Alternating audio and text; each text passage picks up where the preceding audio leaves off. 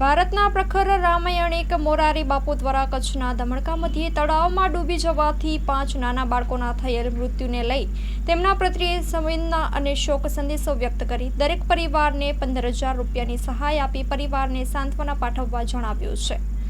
Story report by Nirmal P Anjar. दहशत से कुछ नहीं होता है, मेहनत से कुछ कुछ होता है, लेकिन उसकी रहमत होवे तो सब कुछ होता है।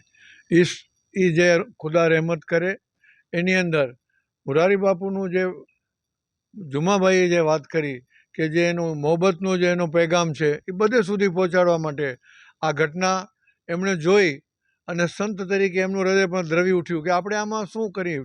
એમણે પણ યાદ કર્યું અને એ જ ટાઈમે યાદ કર્યું જ્યારે એમણે જોયું કે કચ્છની અંદર આવી ઘટના બની।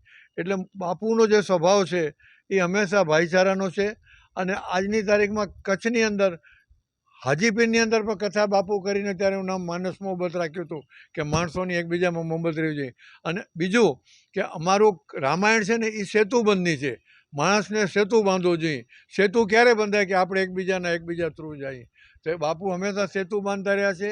આ ઘટનાની અંદર પણ મને કહ્યું કે તમે તમારા સાથીઓને આમ જુમાભાઈને પણ તે વર્ષોથી જુમાભાઈના પરિવારમાં બી તે આવી ગયા છે, એટલે એમણે યાદ કરીને કહ્યું હતું કે જેટલા આપણા ભાઈઓ છે એમને મની આપણે બીજું શું કરી શકીએ, પણ એક પ્રેમ અને લાગણી કે અમને આમાં અને જે રાશિ આપી છે એ તો ફૂલની પાંખડી છે, એક દોસ્તાના તરીકેની છે। બાકી તો ખુદાની અંદર આમાં દુઃખ સહન કરવા માટે એમને સૌને સહાનુભૂતિનો પેગામ આપ્યો છે। અને માનસ મોહબ્બતની જે વાત કરું તો કે આવું ઈશ્વરને પણ કહી અને ખુદાને પણ કહી કે જેને દુઃખ આવે એને બહુ તકલીફ, બહુ મોટી વસ્તુ છે, પણ એ દુઃખમાંથી ઈશ્વર આપણને એને ખુદા બારે કાઢે એવી ખૂબ ખૂબ લાગણી બાપુએ મોકલી છે। નમસ્કાર અને જય સિયારામ।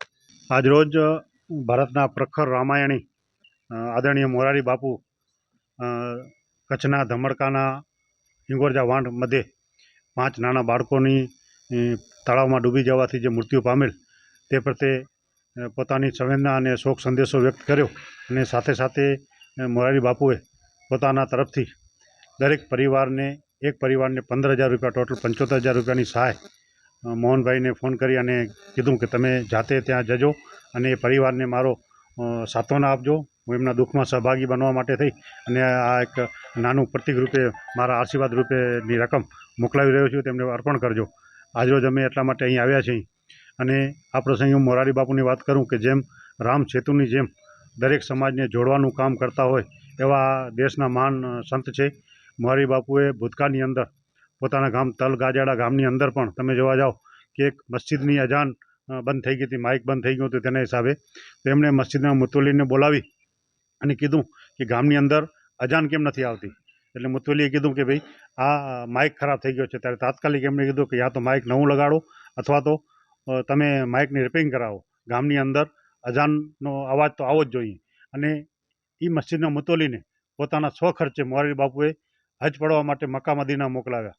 એવી જ રીતે દર 12 મહિનામાં તલગાજાડા ગામે ચિત્રકૂટ ધામની અંદર કરબલાની યાદમાં હુસેન ડે ઉજવવામાં આવે અને અલગ અલગ દરગાહોના સૂફી સંતોને બોલાવી અને એ લોકોને એવોર્ડથી નવાજવામાં આવે। કચ્છની અંદર પણ જ્યારે હાજીપીરની દરગાહ ઉપર માણસ મોહબ્બત કથા કરી હતી અને એકતા અને ભાઈચારાનો સંદેશ આપ્યો હતો અને આ વાતની નોંધ સમગ્ર ભારતના મુસ્લિમ સમાજની પણ સમગ્ર વિશ્વના મુસ્લિમ સમાજે લીધી છે। ત્યારે ઈરાક જેવા એક મુસ્લિમ રાષ્ટ્રે દિલ્હીની અંદર ઈરાકના એલચીએ આવી અને મોરારી બાપુને એ કરબલાની એ પવિત્ર ધરતી જ્યાં ઇમામ હુસૈને પોતાના 72 સાથી સાથે બલિદાન આપ્યું છે, ન્યાય અને અન્યાયની લડાઈ હતી, સત્ય અને અસત્યની લડાઈ હતી, એ લડાઈની અંદર ન્યાયની પડખે ઊભા રહ્યા, સત્યને ઉજાગર કર્યું એવા ઇમામ હુસૈનની જે જગ્યામાંથી પોતાનું બલિદાન આપ્યું છે એ ધરતી ઉપર જ્યારે મોરારી બાપુને ઈરાક જેવા રાષ્ટ્ર જ્યારે કથા કરવા માટે આમંત્રણ આપે તો ત્યારે એક ભારતીય તરીકે હું ગર્વ અનુભવું છું અને ખાસ કરી અને મુસ્લિમ સમાજ આવા એક સંતની પ્રત્યે પોતાનો આદરભાવ વ્યક્ત કરે છે કે આવા સંતો જે હોય તો જ આ દેશની એકતા અને અખંડિતતા હંમેશા મજબૂત રહેશે।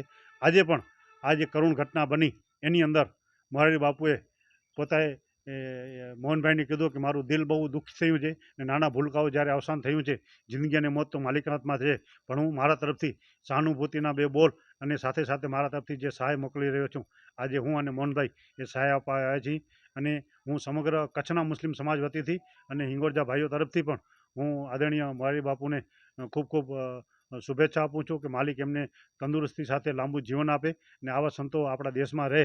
હું તો કહેવા જાય ને તો આપણે એમની દુઆઓ લેવાની હોય, પણ હું એટલું કહીશ કે આપકો હમ ક્યાં દે મોરારી બાપુ, આપકો હમારી ઉંમર લગ જાય, એવી દુઆઓ સાથે હું એમને મારા લાગણી વ્યક્ત કરું છું.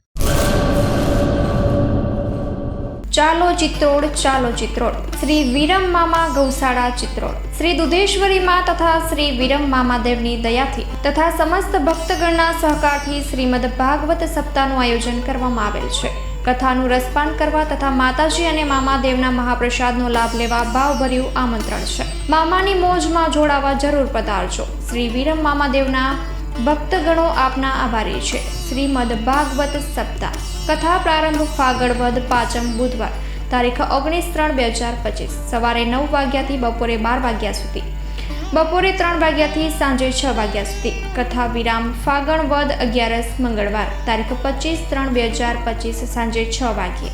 સ્થળ ચિત્રોડ બ્રિજ 3 રસ્તા હાઈવે રોડ ચિત્રોડ રાપર કચ્છ. સંપર્ક પૂજારી ભાણજી બાપા. Mobile number 9981114306. લાઈવ પ્રોગ્રામમાં આશાપુરા ન્યૂઝના માધ્યમથી આપ જોઈ શકશો.